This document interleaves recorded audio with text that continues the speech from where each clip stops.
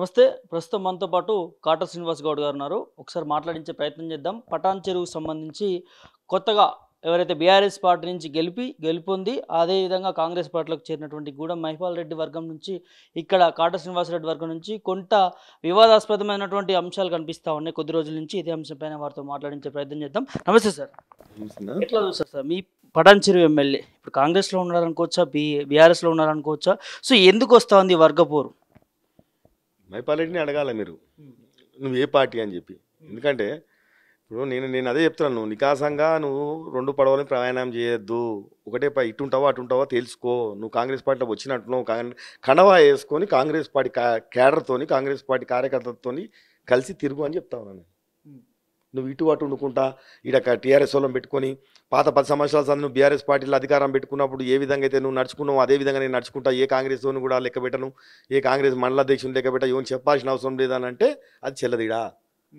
నువ్వు అందరిని కలుపుకొని పోవాల్సినటువంటి బాధ్యత నీకున్నది. నువ్వు ఇంట్లోకి వచ్చినావు, నేను మీ దగ్గర రాలేదు, మీ దగ్గర మేము రాలేదు. నువ్వు మా దగ్గరకు వచ్చినప్పుడు నువ్వు అందరిని కలుపుకునే ఒక మెట్టు వెనుకకి దిగి నువ్వు అందరిని కలుపుకొని పోయే ప్రయత్నం చేయాలి. నువ్వు ఇంకా ఈరోజు నేను బీఆర్ఎస్ ఉన్నట్టు నేను బీఆర్ఎస్ వాళ్ళని పట్టుకొని తిరుగుతా అంటే ఇక్కడ ఊరుకుంటాడు ఎవడు లేడు.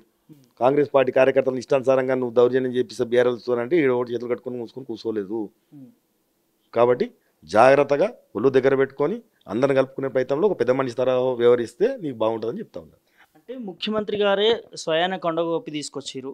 ఇక్కడ ఉన్నటువంటి మీలాంటి సీనియర్ నాయకులు ఎందుకు స్వాగతించలేకపోతా ఉన్నారు? ఏం ఏం మాట వస్తుంది? ఇప్పుడు 10 సంవత్సరాల సంది ఇదే మైపాల్ రెడ్డి ఎమ్మెల్యేగా బీఆర్ఎస్ పార్టీ అధికారంలో ఉన్నప్పుడు ఆయన అనేక రకాలుగా ఉన్నటువంటి కాంగ్రెస్ పార్టీ క్యాడర్ని కార్యకర్తలని ఎంత అంచి వేసిండో మా అందరు కాంగ్రెస్ పార్టీ కార్యకర్తలందరూ కూడా ఏది మర్చిపోలేదు. ఇప్పటికి కూడా 10 సంవత్సరాలు ఎంత వాళ్ళని ఇబ్బంది పెట్టిందంటే కార్యకర్తలు అనేక రకాలుగా కేసులు పెట్టి వాళ్ళు బెదిరించి వాళ్ళు తిరగకుండా జెండాలు మోసిన వాళ్ళందరినీ కూడా ఏం చేయాలనో అది చేసుకుంటా అనేక రకాలుగా ఇలాంటి అన్ని దుర్మార్గమైన పనులు కార్యకర్తల మీద ఎంత చేయాలో అంత చేసినోడు.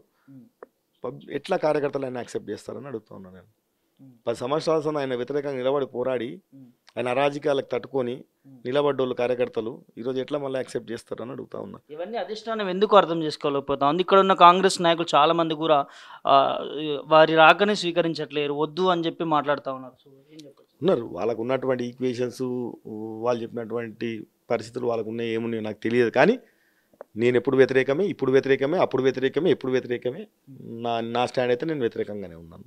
నేను ఎప్పుడు రెడ్డి తీసుకున్న నిర్ణయాలకు వ్యతిరేకమా? ఇక్కడ గూడెం మహిపాల్ రెడ్డికి నేను కూడా మైపాల్ రెడ్డికి వ్యతిరేకము. ఎందుకంటే 10 సంవత్సరాల సంది మమ్మల్ని పెట్టిన బాధ ఇంత అంత కాదు. మా పదవులు కూడా మేము త్యాగం చేసినాం ఈయన పుణ్యాన. మా సర్పంచ్ పదవి నేను ఉమ్మడి రాష్ట్రంలో నంబర్ 1 మెజార్టీతో 8600 చిల్లర ఓట్లతోని గెలిచినటువంటి సర్పంచ్ నేను ఇంత పెద్ద ఈ ప్రాంతంలో సర్పంచ్గా. ఒక సర్పంచ్ అంటే తెలుసు మీకు, ఒక ఓటుతో 2 ఓట్లు కూడా నానా బాధపడి కూడా గెలుస్తూ ఉంటారు. నేను 8600 ఓట్లతో నేను గెలిచిన ఉంగరం గుర్తు మీద. అలాంటి వాడిని నన్ను 1.5 year కూడా నన్ను చేయనీయకపోతే నా పదవైనా త్యాగం చేసేసిన నేను. కానీ నేను కదలలే, నా స్టాండ్ ఒకటి ఉండే. కానీ అది మా అధిష్టానం కూడా ఆలోచన చేయాలి. నా విజ్ఞప్తి ఏంటంటే ఇట్లా నికాసమైన కార్యకర్తలు చాలా తక్కువగా ఉంటారు, దొరకరు. ఉన్నోళ్ళని కాపాడుకోకపోతే కూడా మనకు కూడా చాలా ఇబ్బంది ఉంటుంది కదా. నికాసమైన కార్యకర్తలు ఇంత తెగిడిచి పోరాడి 10 సంవత్సరాల నుంచి నిలబడి పొట్లాడిన కార్యకర్తలు అంటే మామూలు ఆశామాషి కార్యకర్తలు గారు.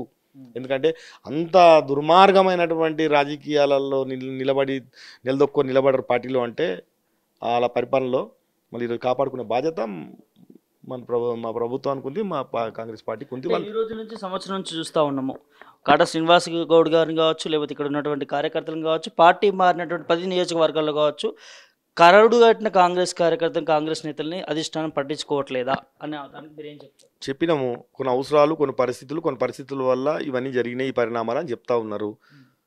నేనేమంటున్నా, పరిణామాలు అవసరాలు ఉండొచ్చు, కానీ కాంగ్రెస్ పార్టీ కార్యకర్తలు జెండా మోసిన కార్యకర్తలని కాపాడుకునే బాధ్యత కూడా ఉండాలి. కాబట్టి అందులో భాగంగానే కాపాడండి పటాన్చెరు కాంగ్రెస్ పార్టీని. ఈయన వచ్చడం వల్ల ఉపయోగం లేదు, ఈయన 2 పడవల మీద ప్రయాణం చేస్తుండు, తిరిగేదేమో టీఆర్ఎస్లో కాంగ్రెస్ పార్టీలు ఉన్న అంటాడు, అందరు టీఆర్ఎస్లతోనే ఆయన ప్రయాణం చేస్తూ ఉన్నాడు, కాంగ్రెస్ పార్టీని అంచివేస్తూ ఉండు, కార్యకర్తలు అంచివేస్తూ ఉండు. కాబట్టి పటాన్చెరు కాంగ్రెస్ కాపాడమని చెప్తా ఉన్నాను నేను ఇప్పటికి కూడా. లేకపోతే భవిష్యత్తులో చాలా ప్రమాదం కాబోతా ఉన్నాం, మనం ప్రమాదంలో పడబోతా ఉన్నామని కూడా చెప్తా ఉన్నాం. ఇప్పటికే చాలా ఘోరమైన పరిస్థితిలో ఉంది.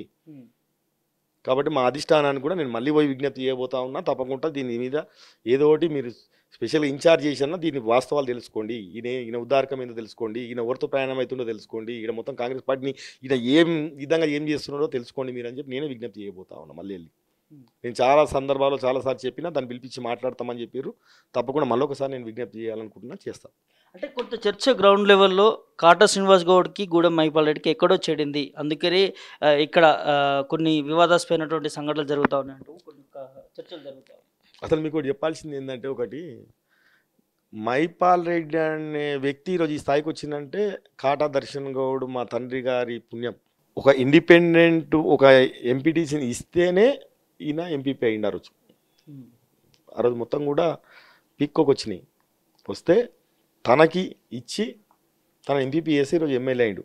సరే, ఆయన ఆ కృతజ్ఞత మా కుటుంబం నుంచి ఆయనకు ఉందో లేదో మాకు తెలియదు, కానీ ఆయన ఆ కృతజ్ఞత మరిచి మమ్మల్ని మా రాజకీయాన్ని తొక్కేయడానికి ప్రయత్నం చేసిండు. కాబట్టి అందులో భాగంగానే ఇది నడుస్తూనే ఉంది, ఎప్పటికీ నడుస్తూనే ఉంది. 10 సంవత్సరాల సంది కూడా 2 సార్లు కూడా నేనే పోటీ చేసిన ఆయన మీద, మేమే నడుస్తున్నాం. ఇప్పటివరకు కూడా నా పదవి తీసేసిన అనేది రాజకీయాలు ఆయన చెప్తాడేదో, రాజకీయాలు అంటే ఇట్లా కాదు, ఎలక్షన్లు అప్పుడే ఉంటే ఎలక్షన్ తర్వాత మర్చిపోవాలంటాడు. నాకు ప్రజలు ఇచ్చిన దానికి నువ్వు తీసేయడానికి నువ్వు ఎట్లా తీసేసినావు, ఈరోజు ఎట్లా మాట్లాడుతున్నావు? నీ ప్రభుత్వం ఉన్నప్పుడు నువ్వు ఆ రోజు ఇష్టానుసారంగా నువ్వు నా సర్పంచ్ పదవిని నువ్వు తీసేసినావు. ఆ రోజు ఎట్లా తీసేసినావు నువ్వు? ఆ రోజు ఈరోజు అన్ని గొప్ప గొప్ప మాటలు మాట్లాడుతున్నాడు. ఇట్లా కాదు, ఎలక్షన్లు ఉన్నప్పుడే ఈ సాంప్రదాయాలు ఉండొద్దు, ఎలక్షన్లు ఉన్నప్పుడే జరగాలి ఇవి, దాని తర్వాత ఎవరి పార్టీలు ఏమున్నా కానీ అందరం కలిసి పని చేసుకోవాలని. ఆ రోజు నిన్ను మేము ఎంపీపీ చేస్తే భిక్ష పెడితే ఆ రోజు నువ్వు ఎమ్మెల్యే అయినావు.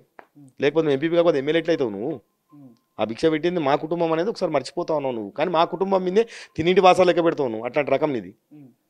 అంటే మీరు మీ భిక్ష వల్లే ఇవాళ ఎమ్మెల్యే స్థాయి నుంచి ఇంత స్థాయికి ఎదిగింది. 100కి 100% నేను చెప్పేది అక్షరాల నిజం. ఇదే మహిపాల్ రెడ్డి పోయాడు, కానీ దర్శన్ గౌడ్ గారి పుణ్యాన్ని మీరు ఈరోజు ఎంపీపీ అయ్యిరా కాలేదా అడగండి. ఆయనకు పెట్టినాం, ఆ భిక్ష పెట్టినాం, కానీ ఆయనకు ఆ కృతజ్ఞత ఉండాలి కదా, ఆ విశ్వాసం ఉండాలి కదా. ఇక విశ్వాసం లేనోనికి ఏం చెప్తాం మనము? అలాంటోడు మమ్మల్ని రాజకీయంగా మా సర్పంచ్ పదవిని తీసేసే ప్రయత్నం చేసిండు. సో ఓవరాల్గా ఏం చెప్తారు సార్?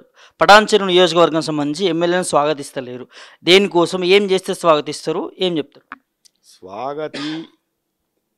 నేను స్వాగతిస్తలేనంటే అధిష్టానం అనేది కాంగ్రెస్ పార్టీ ఒకటి ఉంటుంది, దానికి ఉన్నటువంటి ఈక్వేషన్స్ వాళ్ళకు ఉంటాయి, దాని ప్రకారం వాళ్ళు నడుస్తారు. సరే, నా ఒక్కరి గురించి నడవదు, కానీ నేను ఎక్కడో ఒక దగ్గర నా పార్టీ గౌరవం బతకాలని, నా పార్టీ స్టాండ్ అవ్వాలని చెప్పి వాళ్ళ ఈక్వేషన్ నేను గౌరవించాలి. కాబట్టి నేను అంత పూర్తిగా ఆగిన, నాకు ఇష్టం ఉన్నా ఇష్టం లేకుండా ఆగిన. కానీ తను వచ్చిన తర్వాత పార్టీ అంతా నాశనం అయిపోతుంది. ఈయన టీఆర్ఎస్ వాళ్ళతో ప్రయాణం చేస్తుండు, ఈయన వల్ల ఉపయోగం లేదు, పార్టీ డ్యామేజ్ అవుతుంది అనేది నా బాధన. నాకు నీకు పడదు అనంటే ఎప్పుడు పడదు, ఎందుకంటే 10 సంవత్సరాలు నేను నీ మీద ఫైటింగ్ చేస్తా ఉన్నా కదా. నాకు నీకు ఎడజెడుతుంది, ఇంకా చెడేది ఏముంటుంది? నువ్వు నేను ఫైటింగ్, నేను మాట్లాడుకునేది నేను వ్యాపారాలు చేసింది ఏంది?